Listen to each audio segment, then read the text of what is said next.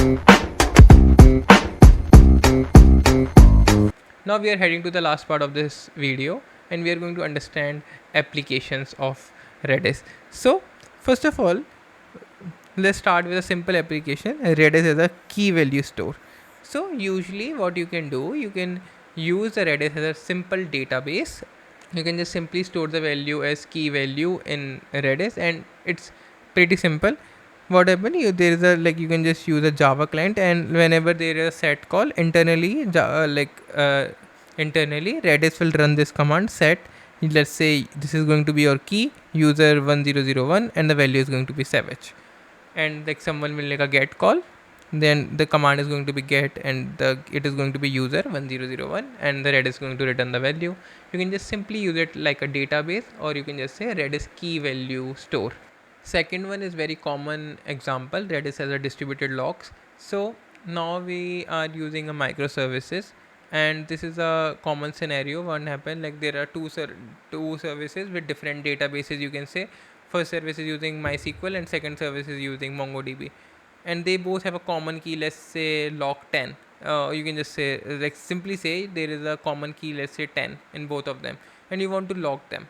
What you will do, you will just put a log by the first service, and in the MongoDB you can just simply write the code. If the key is logged in Redis, you will perform an action, otherwise you cannot perform an action because that key is not logged by the first service. So this is a simple example of the distributed log. Now let's understand how you can use Redis as a rate limiter. It's pretty simple. So let's say that in your code it is simply written that a user can hit only 30 APIs in 20 seconds. Suppose this is the use case of your rate limiter. So what you can do, you can just set the value user rate 1, or you can just say user rate and the value is going to be 1 right now, and expiry time equals to 120. And every time a user hit an API, what you are going to do, you just increment the counter in the Redis. Now the value will become, let's say, user rate 1, and after that when you increment the value it will become 2, after that you increment the value it will become 3. And whenever the API is going to be hit, what you are doing in the code, you are just hitting the get of Redis. And what is happening, whenever it will reach 30, you are knowing that the particular user has completed its quota. Now you can just say come after 120 seconds, that, or you can just say try after 5 minutes. So this is how the rate limiting can be also be performed in Redis. And it is an amazing use case of Redis. It can be determined as priority queue or Redis as leaderboards. So I just mentioned one example. So suppose that there is a race going on and there are some points that I mentioned it here. Suppose that K player is having 20 points right now, P player is having 10 points, and S player is having 5 points right now. So in the Redis, what we are going to do, we are not going to use simple queries right now. Now we are going to use some advanced queries. So now if we want to use Redis as a leaderboard, we are going to use Z-add. Suppose the value is going to change. Now the value is going to change. S is going to come at the first position, K is going to come at the second position, D is going to come at the third position. Like every time the value of the score is going to change, we are just going to update into the Redis with the help of this Z-add command. Now internally what Redis is going to do, Redis is going to maintain one priority queue, and it will figure it out which is having the maximum value, and it will put it directly into the first position. This whole operation that Redis is doing, it is going to, like, we can just simply say it as a max heap, and Redis is also performing internally in log n time. Now let's understand all the command that Redis is providing. So Z-add is used to maintain a priority queue. Now there is one ZRE rank. If you are watching a MotoGP race and you wanted to figure it out, like who is on the first location right now, you can just simply say ZRE rank, and it will give you the first spot right now. I wanted to know the range who are on the top 10, so you can just say ZRE range 1 to 10. So it will give you all the drivers who are running between 1 to 10. If you want to figure it out the range between 5 to 10, it will give you the range between 5 to 10 very fast. If you want to figure out the scores, so just pass the value of the name. You will say ZRE score. You can just pass the spot. I need the score of the first position. It will give you the score. ZRE's name, you can just pass the name and it will give you the score. Now let's understand how we can use Redis as Kafka. So I just made one simple example that there is one restaurant and there are 3 users wants to order some food and coke, and then what will happen, this guy is taking an order. So in Kafka, do you know, like there are consumer groups. So the first consumer group will say, let's say it will make food, and under the consumer group is going to solve the problem of drink. Now for solving this problem, Redis provide an amazing functionality of XAdd. Bucket is going to be divided on the basis of the type. So the type is going to be food or the type is going to be drink. Type is food and type is drink. And this particular thing is order. So let's say the first order is going to be in the type food. It will go into the food bucket and the ID 1 item burger 2. So let's say the ID is going to be 1. It's going to be like, you can just say that it is a JSON. So it means that a first user ordered 2 burgers, and the second one, like the second person, or you can just say first person, similarly ordered 1 coke. So what will happen, order of 2 burger will go to the food group and the order of the coke will go to the drink group. This is what is happening now. Now try to assume that this is all happening in a code. So we have the 2 separate microservices to solve this problem. We have a separately food service and we have a separately drink service. And now what are these services doing?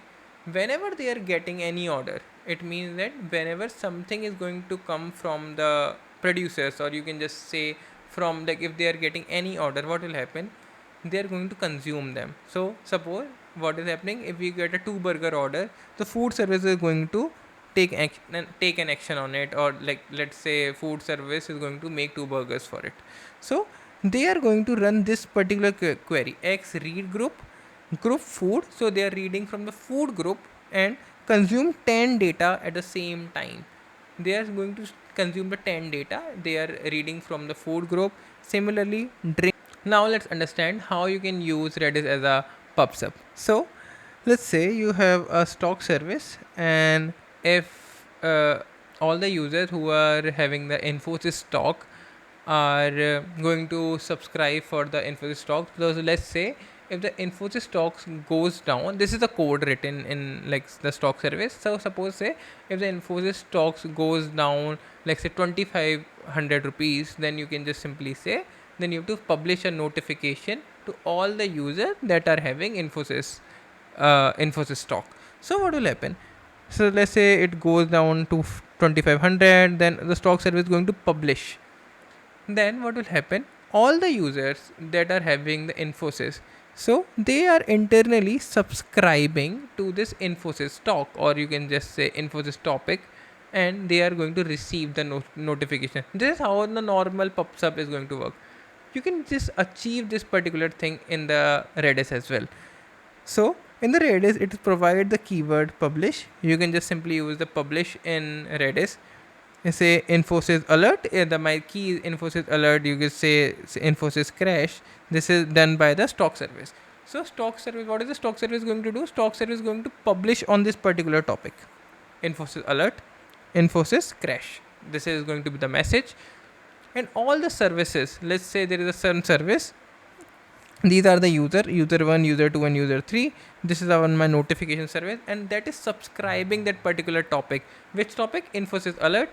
And now it knows it very well in the databases that this Infosys alert topic is going to be connected with user 1, user 2 and user 4, because user 3 did not have the Infosys stock. So we have to send a notification to that particular user. This is how the PubSub is going to working with the help of the Redis. Redis is going to provide this keyword internally. Now let's understand Redis as geolocation store. This is an amazing point. So suppose Redis provides this geoadd, lat, long and name. You can store the latitude and longitude of any place. So what you just use the keyword geoadd, and you can just pass the latitude and the longitude and the name of that place, and this is how you can store the values in Redis. So suppose this is the point, okay, that the user is standing, and this is the Pizza Hut, McDonald's and Domino's. Okay, these are the 3 points. Suppose if you want to figure it out which is the nearest restaurant, so you can just simply say geo search, or you can just use the geo distance. If you want to figure out the if you want to figure out the exact positions of all the Pizza Hut, okay, so Redis can provide it. If you want to figure out the nearest two restaurants, so Redis can provide it.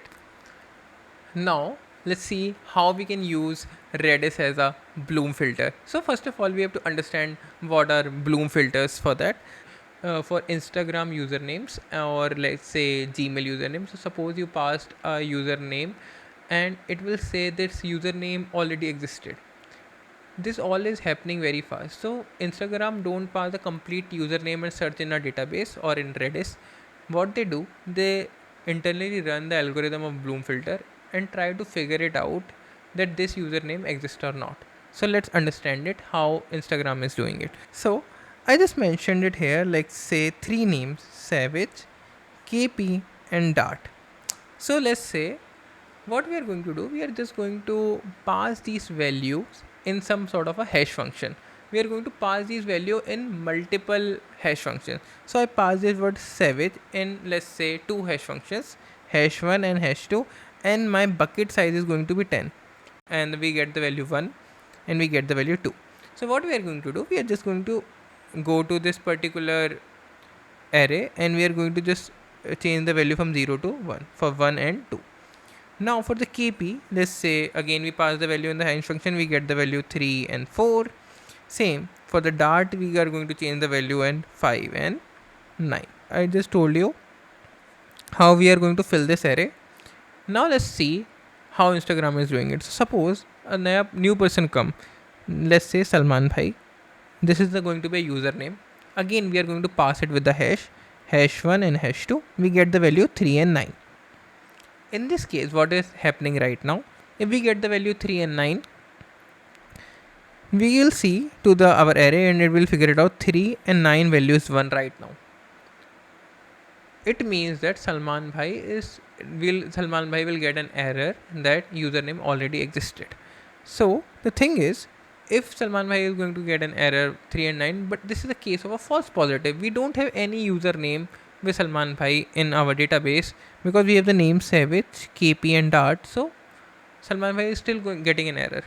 Okay. Now let's came to the second example, that is SRK.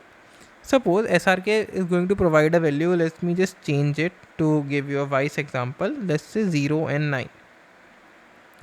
So what is happening in the 0 and 9? 0 we know for sure that it not exist. 9 is already existing. So one of the hash is saying that this value is not existing. Okay. So it is a case where we can say that SRK, we can make this particular user because one of the hash is empty.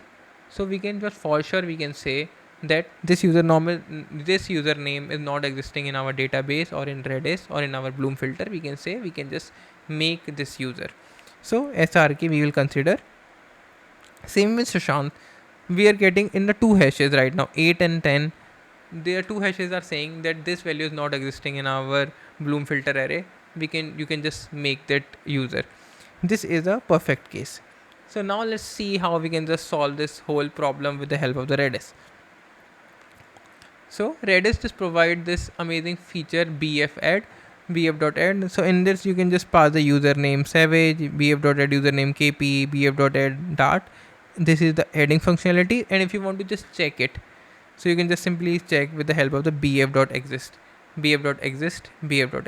So Salman Bhai will get an error because of the bloom filter. In the scheme of the SRK, what you can do, you can just go to a database and just make a surety again. In the Sushant, it is completely sure that this is not existing in our database, and you can for sure make this a user.